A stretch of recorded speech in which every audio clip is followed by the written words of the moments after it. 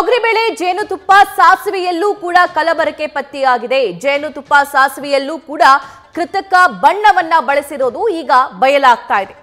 ಕೇಸರಿ ತೊಗರಿ ಬೆಳೆಯಲ್ಲಿ ಕ್ಯಾನ್ಸರ್ ಕಾರಕ ಕೆಮಿಕಲ್ ಪತ್ತೆಯಾಗಿದೆ. ಕೇಸರಿ ದಾಲ್ ತಿಂದ್ರೆ ಪಾರ್ಶ್ವವಾಯುಗೀಡಾಗುವಂತಹ ಸಾಧ್ಯತೆ ಇದೆ. ಆಹಾರ ಸುರಕ್ಷತಾ ಗುಣಮಟ್ಟ ಇಲಾಖೆ ವರದಿಯಲ್ಲಿ ಇದು ಬಯಲಾಗಿದೆ.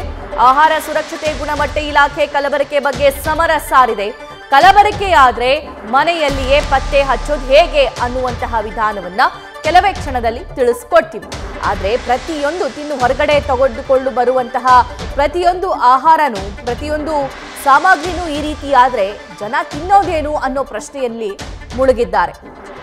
ಹೊರಗಡೆ ಸಿಗುವಂತಹ ಪಾನಿಪುರಿ ಆಗಿರಬಹುದು, ಗೋಬಿ ಮಂಚೂರಿ ಆಗಿರಬಹುದು, ಕಾಟನ್ ಕ್ಯಾಂಡಿ ಆಗಿರಬಹುದು, ಟೀ ಪೌಡರ್ ಆಗಿರಬಹುದು, ಇವೆಲ್ಲ ಕಲಬೆರಕೆ ಅನ್ನೋದಾದ್ರೆ ಈಗ ತೊಗರಿಬೇಳೆ, ಜೇನುತುಪ್ಪ, ಸಾಸಿವೆ, ನೀವು ಬಳಸುವಂತಹ ಸಾಸಿವೆನೂ ಕೂಡ ಕಲಬೆರಕೆಯಾಗಿರುತ್ತೆ.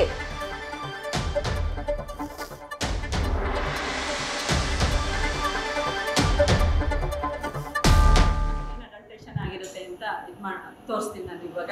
ಹನಿನಲ್ಲಿ ನಿಮ್ಗೆ ಏನಾಗಿರುತ್ತೆ, ಈಗ ಸಕ್ಕರೆ ಪಾಕನ ನೀರಲ್ಲಿ ಇದು ಮಾಡಿಬಿಟ್ಟು ಅಡಲ್ಟೇಷನ್ ಮಾಡಿರ್ತಾರೆ. ನಿಮಗೆ ಪ್ಯೂರ್ ಹನಿ ಆಗಿದ್ರೆ ಏನಾಗುತ್ತೆ, ಅದನ್ನು ಒಂದು ಗ್ಲಾಸಲ್ಲಿ ಅಥವಾ ಇದರಲ್ಲಿ ನೀರು ತಗೊಂಡು ಅದಕ್ಕೆ ಪ್ಯೂರ್ ಹನಿ ಹಾಕಿದ್ರೆ ಅದೇನಾಗುತ್ತೆ, ನಿಮಗೆ ಸ್ಪ್ರೆಡ್ ಆಗಲ್ಲ ನೀರೊಳಗಡೆ, ಸ್ಟ್ರೈಟ್ ಅದು ತಳಕೋಗಿ ಕೂರುತ್ತೆ. ಅದೇ ಹನಿ ನಿಮಗೆ ವಾಟರ್ ಕಂಟೆಂಟ್ ಇದ್ರೆ, ನೀರೇನಾದರೂ ಮಿಕ್ಸ್ ಅಂದರೆ ಸಕ್ಕರೆ ಪಾಕ ಇದು ಮಾಡಿದಾಗ ಅದರಲ್ಲಿ ನೀರು ಅಂಶನ ಇರೋದ್ರಿಂದ ಅದೇನಾಗುತ್ತೆ, ನಿಮಗೆ ನೀರಿಗೆ ಹಾಕಿದ ತಕ್ಷಣ ನಿಮಗೆ ಅದು ಸ್ಪ್ರೆಡ್ ಆಗುತ್ತೆ, ಡೈರೆಕ್ಟು ತಳಕ್ಕೆ ಹೋಗಿ ಕೂರಲ್ಲ. ಅದನ್ನ ಈಗ ನಾನು ತೋರಿಸ್ತೀನಿ.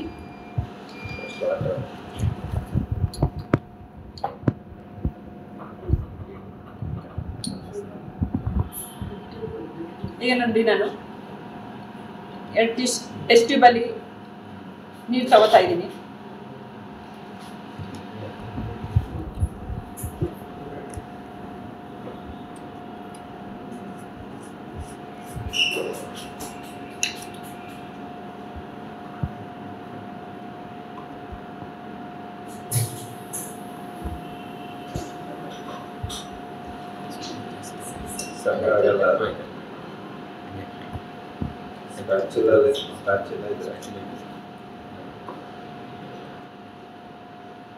ಈಗ 2 ಥರ ಬೇಳೆ ಇದೆ, ಅದನ್ನ ತಗೋತಾ ಇದ್ದೀನಿ. 2 ಟೆಸ್ಟ್ ಟ್ಯೂಬಲ್ಲಿ ಬೇಳೆ ತಗೋತಾ ಇದ್ದೀನಿ.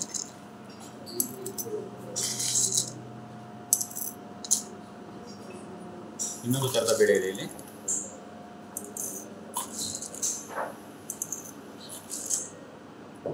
ಈಗ ನೀವು ಮನೆಯಲ್ಲಿ ಗ್ಲಾಸಲ್ಲಿ ಸಹ ಹಾಕೊಂಡು ನೋಡ್ಬೋದು, ಟ್ರಾನ್ಸ್ಪರೆಂಟ್ ಗ್ಲಾಸಲ್ಲಿ. ಇದಕ್ಕೆ ನಾರ್ಮಲ್ ವಾಟರನ್ನು ಆ್ಯಡ್ ಮಾಡ್ತಾ ಇದ್ದೀನಿ.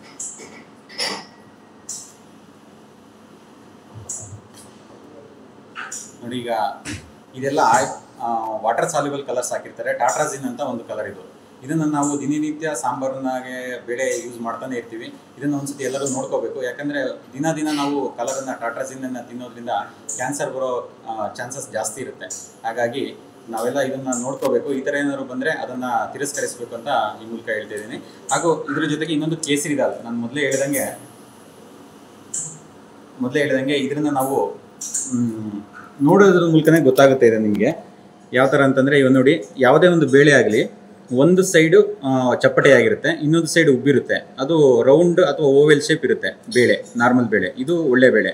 ಅದೇ ನಿಮಗೆ ಕೇಸರಿ ದಾಲ್ ಆದರೆ 2 ಕಡೆನೂ ಚಪ್ಪಟೆಯಾಗಿರುತ್ತೆ. ನೋಡ್ಬೋದು ಇಲ್ಲಿ 2 ಕಡೆನೂ ಚಪ್ಪಟೆಯಾಗಿರುತ್ತೆ ಕೇಸರಿ ದಾಲ್. ಆಮೇಲೆ ರೌಂಡ್ ಓವೆಲ್ ಶೇಪ್ ಇರೋದಿಲ್ಲ, ಸ್ಕ್ವಯರ್ ಶೇಪ್ ಇದೆ, ಚೌಕ ಇರುತ್ತೆ. ಹಾಗಾಗಿ ಇದರಲ್ಲಿ ಒಂದು ಕೆಮಿಕಲ್ ಕಂಟೆಂಟ್ ಇರುತ್ತೆ, ಬೀಟಾ ಆಕ್ಸಾಲಿಲ್ ಅಮೈನೋ ಅಲನೈನ್ ಅಂತ. ಆ ಒಂದು ಕೆಮಿಕಲ್ನ ನಾವು ದಿನನಿತ್ಯ ಸೇವಿಸ್ತಾ ಬಂದರೆ 3 ರಿಂದ 6 ತಿಂಗಳು ಸೇವಿಸಿದರೆ ಇದನ್ನು ಪ್ಯಾರಾಲಿಸಿಸ್ ಆಗೋ ಸಾಧ್ಯತೆಗಳು ಜಾಸ್ತಿ ಇರುತ್ತೆ. ಲೋವರ್ ಲಿಮ್ಸಲ್ಲಿ ಈಗ ಕಾಲುಗಳು ಸೊಟ್ಟಾಗೋದು, ಅದರಿಂದ ಇದನ್ನು ಸಹ ಈ ಥರ ಬೆಳೆ ಏನಾದರೂ ಇದ್ದರೆ ನೀವು ಖಂಡಿತವಾಗಿ ಸೇವಿ. ಇವಾಗ ಲೈವ್ ಡೀಟೇಲ್ಸ್ ನಮ್ಮ ಪ್ರತಿನಿಧಿ ಸತ್ತಾರ್ ನೀಡ್ತಾರೆ. ಸತ್ತಾರ್, ಲ್ಯಾಬ್ ಟೆಕ್ನಿಷಿಯನ್ಸ್ ಈ ನಕಲಿ ಬೇಳೆ ಮತ್ತು ಅಸಲಿ ಬೇಳೆ ಕಲಬೆರಕೆ ಆಗಿರೋದು ಹೇಗೆ ಅನ್ನೋದು, ಪತ್ತೆ ಹಚ್ಚೋದು ಹೇಗೆ ಅನ್ನೋದ್ರ ಬಗ್ಗೆ ಮಾಹಿತಿ ತಿಳಿಸ್ಕೊಟ್ರು. ಆದರೆ ಹೊರಗಡೆ ಆಹಾರ ತಿಂದ್ರೂ ಅದು ಕಲಬೆರಕೆನೇ ಇದೆ. ಮನೆಗೆ ತಗೊಂಡ್ಬಂದು ಪ್ರಿಪೇರ್ ಮಾಡಿ ತಿನ್ನೋಣ ಅಂತಂದ್ರು ತಗೊಂಡು ಬಂದಿರುವಂಥ ಪದಾರ್ಥನೂ ಕಲಬೆರಕೆ ಇದೆ. ಜನ ಹಾಗಾದರೆ ತಿನ್ನೋದು ಏನು? ಇದನ್ನು ರಿಯಲ್ ಆಗಿ ಐಡೆಂಟಿಫೈ ಮಾಡೋದೇನು? ಜನ ಹೊರಗಡೆ ಏನಾದರೂ ವಸ್ತು ತಗೊಳಕ್ಕೆ ಹೋದಾಗ ಯಾವೆಲ್ಲ ಅಂಶಗಳನ್ನು ಗಮನಿಸಬೇಕಾಗುತ್ತೆ ಸತ್ತಾರ್?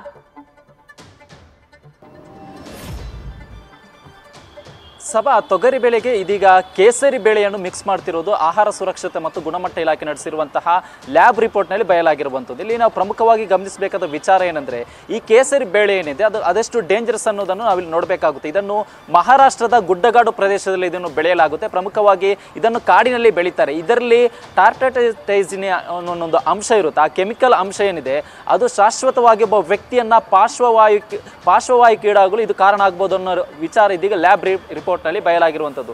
ಪ್ರಮುಖವಾಗಿ ಈ ಅಂಶ ಏನಿದೆ, ಇಂತಹ ಅಂಶ ಒಂದು ಕೆಮಿಕಲ್ ಮಿಶ್ರಿತ ಬೇಳೆಯನ್ನು ಸರಿಸುಮಾರು 90ರಿಂದ ನಿರಂತರವಾಗಿ 90 ದಿನಕ್ಕೂ ಹೆಚ್ಚು ದಿನ ಸೇವಿಸುವ ಸಂದರ್ಭದಲ್ಲಿ ಲೆಥರಿಸಮ್ ಕಾಯಿಲೆಗೆ ತುತ್ತಾಗ್ತಾನೆ. ಈ ಒಂದು ಕಾಯಿಲೆ ಅನುಸಾರ ಒಬ್ಬ ವ್ಯಕ್ತಿ ತನ್ನ 2 ಕಾಲಿನ ಮಾಂಸ ಹಾಗೂ ನರ ಏನಿದೆ ಅದು ಎಂದೂ ಸರಿಪಡಿಸಲಾಗದಂತಹ ನ್ಯೂನ್ಯತೆಗೆ ಆ ವ್ಯಕ್ತಿ ತುತ್ತಾಗ್ತಾನೆ. ತದನಂತರದಲ್ಲಿ ಪಾರ್ಶ್ವ ಹೆಚ್ಚಾಗಿ ಅದು ಪಾರ್ಶ್ವವಾಯುಗೂ ಕೂಡ ಆತ ಈಡಾಗಬಹುದು ಅನ್ನೋ ಅಂಶವನ್ನು ಕೂಡ ಇದೀಗ ಲ್ಯಾಬ್ ರಿಪೋರ್ಟ್ನಲ್ಲಿ ಬಯಲಾಗಿರುವಂಥದ್ದು. ಪ್ರಮುಖವಾಗಿ ಈ ಕೇಸರಿ ಬೇಳೆ ಏನಿದೆ ಅದು ನೋಡೋಕ್ಕೂ ಕೂಡ ತೊಗರಿ ಬೇಳೆಯನ್ನು ಹೋಲುತ್ತದೆ. ಬಟ್ ಇದು ತುಂಬಾ ಹಾನಿಕಾರಕ ಅಂಶ, ವಿಷಕಾರಿ ಅಂಶ ಅನ್ನೋದು ಕೂಡ ಇದೀಗ ಲ್ಯಾಬ್ ರಿಪೋರ್ಟ್ನಲ್ಲಿ ಬಯಲಾಗಿರುವಂಥದ್ದು. ಇದನ್ನು ಇದೀಗ ಮಿಕ್ಸ್ ಮಾಡೋದ್ರಿಂದ ಜನಸಾಮಾನ್ಯರು ಕೂಡ ಇದನ್ನು ಪರದಾಡಬೇಕಾದ ಸನ್ನಿವೇಶ ಇದೆ. ಯಾಕಂದ್ರೆ ಯಾವುದು ಅಸಲಿ ಯಾವುದು ನಕಲಿ ಅನ್ನೋದು ನಮಗೆ ಹೊರಗಡೆ ಹೋದಂತಹ ಸಂದರ್ಭದಲ್ಲಿ ಗೊತ್ತಾಗಲ್ಲ. ಯಾಕಂದ್ರೆ ಅದರಲ್ಲೂ ಕೂಡ ಸೂಪರ್ ಮಾರ್ಕೆಟ್ನಲ್ಲಿ ಪ್ಯಾಕಿಂಗ್ ಹೊರತಾಗಿ ಲೂಸ್ ಇರುವಂತಹ ಸಂದರ್ಭದಲ್ಲಿ ಅದರಲ್ಲಿ ಯಾವುದು ಅಸಲಿ ಯಾವುದು ನಕಲಿ ಅನ್ನೋದನ್ನು ಗೊತ್ತಾಗಲ್ಲ. ಅದನ್ನು ಹೇಗೆ ಪತ್ತೆ ಹಚ್ಚಬಹುದು ಅನ್ನೋದನ್ನು ಕೂಡ ಆಹಾರ ಸುರಕ್ಷತೆ ಮತ್ತು ಗುಣಮಟ್ಟ ಇಲಾಖೆ ವಿಶ್ಲೇಷಕರಾಗಿರುವಂತಹ ಚೇತನ್ ಮತ್ತು ಶೋಭಾ ಅವರು ಈಗ ಮಾಹಿತಿ ನೀಡಿರುವಂಥದ್ದು.